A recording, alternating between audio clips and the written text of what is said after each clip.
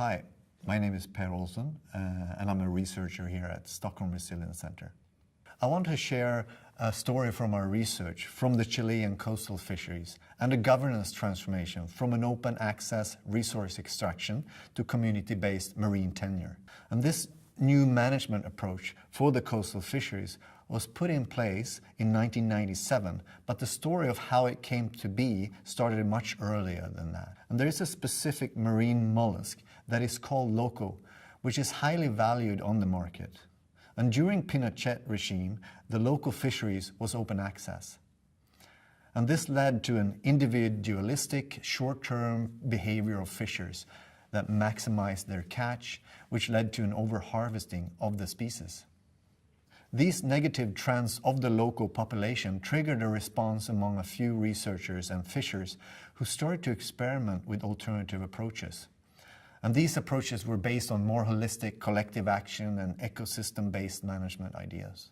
The experimentation happened at the margins of society because of the oppressive political regime. In the late 80s, the political situation changed in Chile and a new government came into place.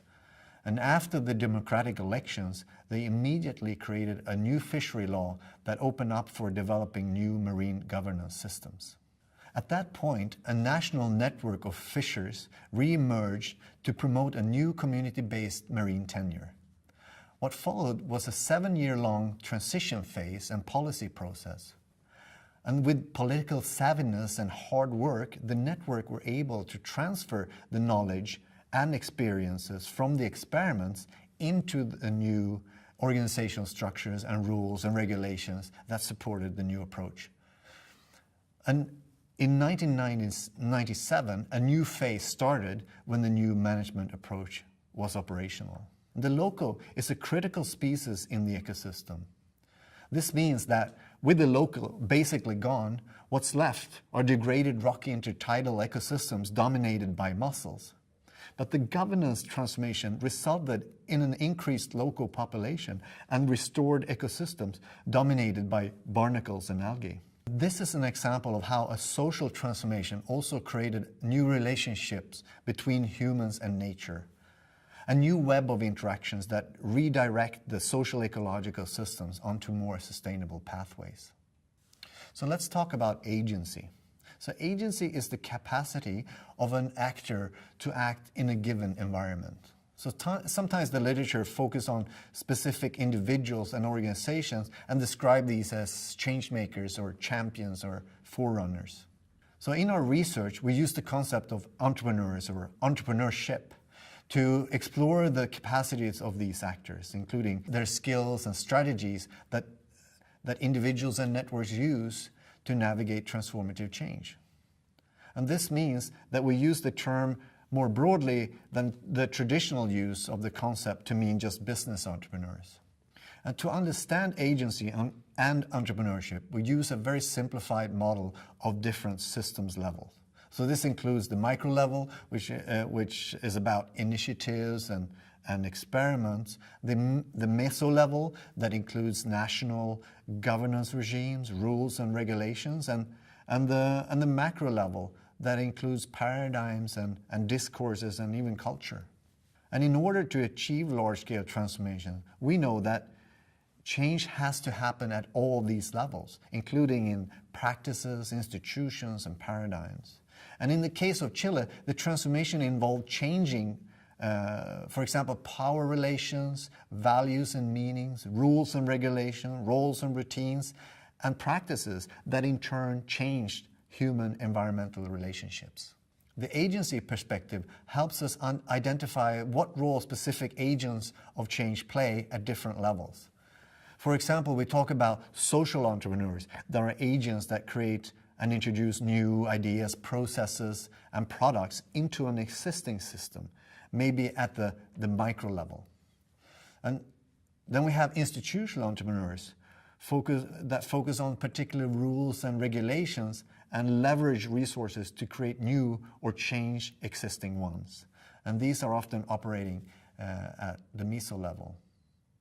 And then we have the moral entrepreneurs, or sometimes called norm entrepreneurs, who challenges the broad cultural context, meaning and values and paradigms in order for the innovation to have impact. And these often operate at the macro level. But in order to understand transformation, we need to understand the interaction between these different entrepreneurs. And that's why we talk about system entrepreneurship. And system entrepreneurship can challenge the broad institutional context in order for the innovation to have transformative impact. So system entrepreneurship is not just about building new and the alternative, but it's also to break down and loosen up the system that doesn't work. And system entrepreneurship can help us analyze and understand the combined strategies of all the different forms of entrepreneurs and cross-scale interactions that are crucial for achieving large-scale transformative change. We also use the concept of opportunity context to help us understand the role of agency. Originally coined by Silvia Dorado, the idea of an opportunity context basically is about understanding that opportunity is a spectrum where there is a low, medium, and high likelihood for change. So it's a bit different than thinking about just windows of opportunity where everything is aligned. So if we're talking about agency, this means that even during times where there is a low likelihood to change the system, there is still things you can do. For example, in the Chile case, during the Pinochet regime, there was a very low likelihood for the fishers concerned and researchers to introduce new ideas, to change the marine governance system. But they were still able to experiment. Then this opportunity context changed drastically in 1989, where things that hadn't been possible before suddenly were. So there are two important findings here. One, people tend to think of opportunities as single windows of opportunity where all the factors are aligned, but the reality is that opportunity is a spectrum and you need to know where on that spectrum you are. And the second is that you need to use appropriate strategies and skills depending on where you are, but also to be prepared to change those when opportunity context changes. There are many examples of initiatives with the aim to achieve systems change, including practices, institutions, and paradigms, and key organizations playing important roles at different levels. I think this framework and this way of thinking is helpful to think about the many projects that address all levels and try to create new systems that are based on alternative and sometimes radically new paradigms. One of the most important paradigm shifts that need to happen for moving towards sustainability or regenerative development is the people and nature perspective and the fact that we are totally embedded in and dependent on functioning ecosystems.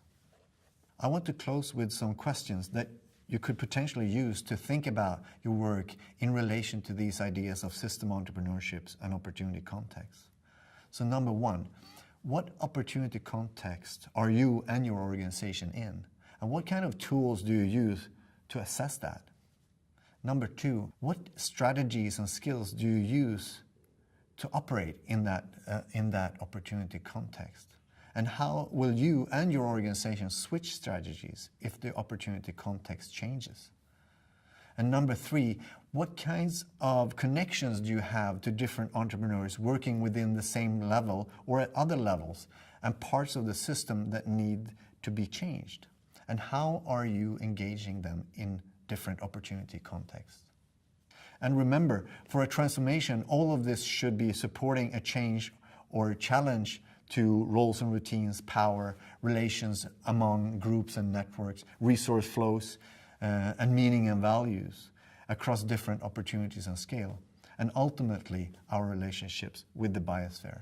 So let's join in co-creating new networks of changemakers that serve both people and the planet, building a world where people and nature can thrive and develop together. Thank you.